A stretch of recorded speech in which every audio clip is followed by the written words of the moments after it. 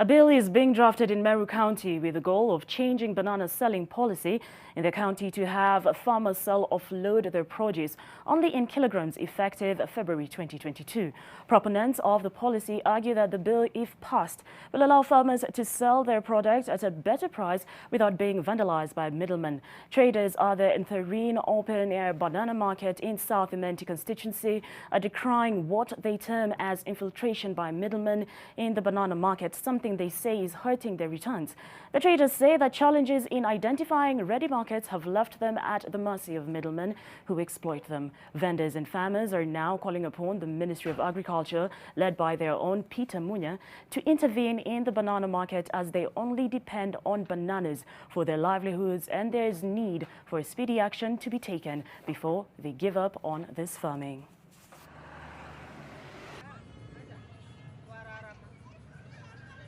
Mnunuzi anatoka mbali, anatoka Mombasa, wengine wanatoka Nakuru, wengine wanatoka Nairobi, wengine wanatoka Isiolo. Mtu akiangalia tu ndizi kwa macho anasema hii ni shilingi 200 ama hii ni shilingi 300.